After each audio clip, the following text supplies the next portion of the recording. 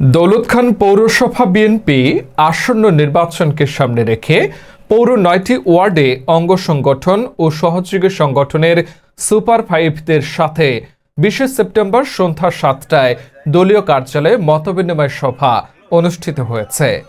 প্রধান অতিথির আসন অলংকৃত করেন জুলাই আগস্ট গণঅভ্যুত্থান সহ ফ্যাসিবাদ বিরোধী আন্দোলনের মহানায়ক, মাটি ও মানুষের আস্থার প্রতীক, ভোলা ২ আসনের ধানের শীষের একমাত্র বাহক, জনগণের প্রত্যক্ষ ভোটে নির্বাচিত সংসদ সদস্য আলহাজ হাফিজ ইব্রাহিম। তিনি পৌর বিএনপির সুপার ফাইভদের উদ্দেশ্যে বলেন, মানুষের কাছে যান, সবার মনের কথা শুনুন, তাদের পাশে থাকুন। যেহেতু মানুষের সেবা করতে এসেছি, মানুষের প্রয়োজনে নিজেকে সঁপে দিতে চাই। তিনি আরও বলেন, পিআর পদ্ধতিতে নির্বাচন চেয়ে জামাত শিবির মানুষের গণতান্ত্রিক অধিকারকে নস্যাৎ করার চেষ্টা করছে। বাংলাদেশের মানুষ পিআর পদ্ধতি গ্রহণ করবেন না। জামাত শিবিরের মধ্যে সারা বাংলাদেশে ২০ জন প্রার্থী খুঁজে পাওয়া যাবে না নির্বাচিত হয়ে সংসদে যাওয়ার। তাই তারা আনুপাতিক ভোটের অর্থাৎ পিআর এর মাধ্যমে সংসদে প্রবেশের ষড়যন্ত্র করছে। এদেশে মানুষ জামাত শিবিরের ষড়যন্ত্র বুঝে ফেলেছে। পিআর পদ্ধতিতে কোনো নির্বাচন এদেশে হবে না। ৫ নং ওয়ার্ড সাধারণ সম্পাদক বিএনপি।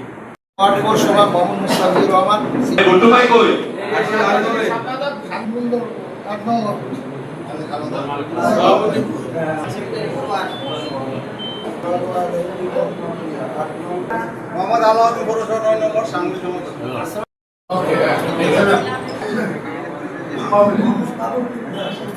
আরুন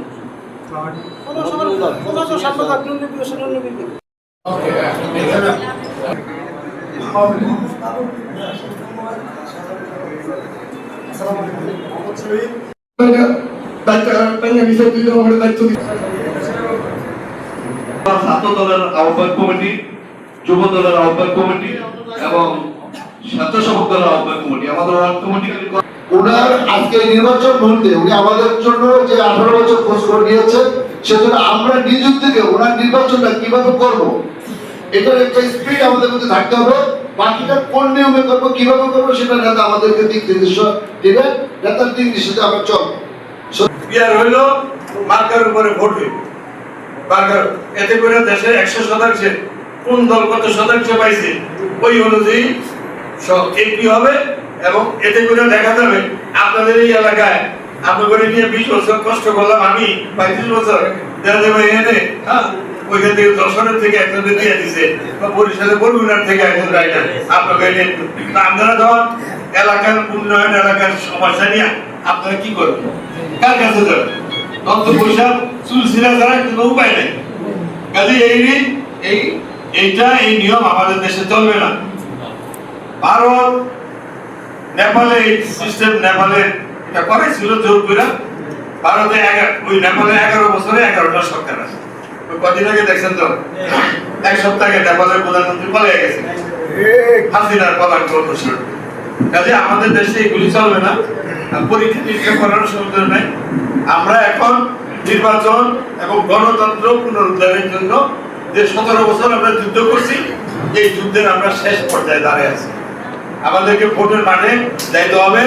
আল্লাহ যেহেতু ধানের শীষে ভোট দিয়া নিজেরা বিজয়ী হয়ে আমাদের ভাগ্য, আমাদের এলাকা আমাদের নিজেদের নিয়ন্ত্রণ করতে হবে। আমাদের লোকের সুখ দুঃখ বেদনা আমাদের বুঝতে হবে।